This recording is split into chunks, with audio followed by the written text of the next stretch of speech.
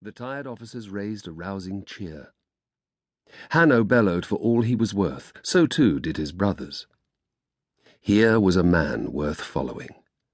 A man who had led his army thousands of stadia from Iberia, across Gaul, and into Italy, there to heap humiliations upon Rome. Hannibal was dressed as if for battle. Over his purple tunic he wore a burnished bronze cuirass. Layered linen terriges protected his groin and shoulders, and a simple Hellenistic helmet covered his head. A strip of purple fabric covered the space where his right eye should have been. He carried no shield, but was armed with a simple sheathed falcata. Hannibal also looked tired, but the pleasure on his broad, bearded face as he met his officer's acclaim seemed genuine. His remaining eyes sparkled. Planting his feet a stride apart, he raised his hands. Silence fell at once. "Has it sunk in yet?" asked Hannibal. "What, sir?" Sappho inquired with a wicked grin. There were loud chuckles, and Hannibal inclined his head with a smile. "I think you know what, son of Malchus." "It's beginning to, sir," answered Sappho. Murmurs of agreement, satisfied looks shared.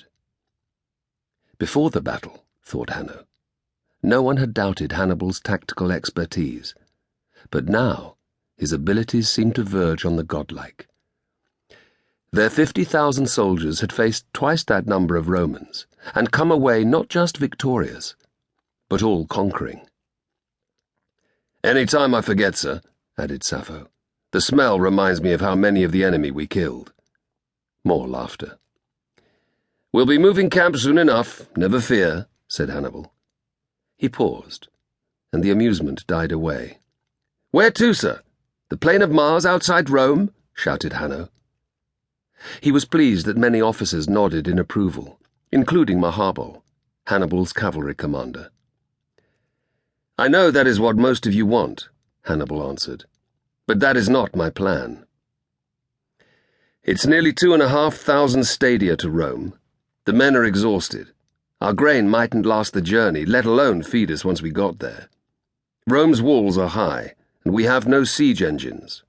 While we sat outside building them, with empty bellies, the Republic's other legions would be marching to attack us in the rear. By the time that they arrived, we would have to fall back or be caught between them and the city's garrison." Hannibal's words fell like lead shot. Hanno's enthusiasm waned before his general's certainty. The same unhappiness was clear in many faces around him, in the muttered words between neighbours. "It may not come to that, sir," challenged Maharbal. A surprised hush fell. "We've beaten the Romans 3 times, sir," Maharbal went on. "Trounced them at the Trebia, Lake Trasimene, and here at Cannae. They must have lost 100,000 men by now. Only the gods know how many equestrians and senators have died, but it's a large portion of the total. We're free to wander their land, burning and pillaging. If we march on Rome, they will sue for peace. I know it." "Damn right," said Sappho. There were loud rumbles of agreement.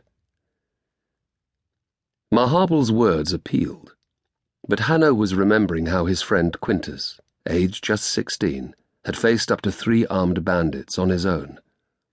He had to be one of the most stubborn, courageous people Hanno ever met. These were not unusual characteristics for a Roman.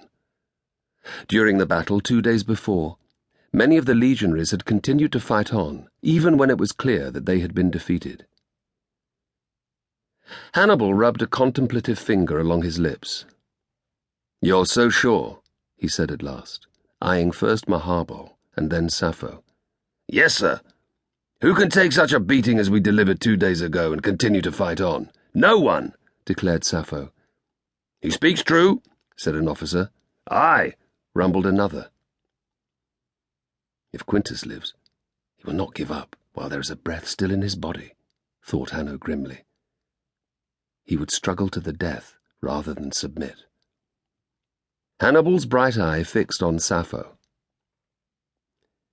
"Maharbal knows the entire story of our first war against the Republic." "But do you?" "Of course, sir.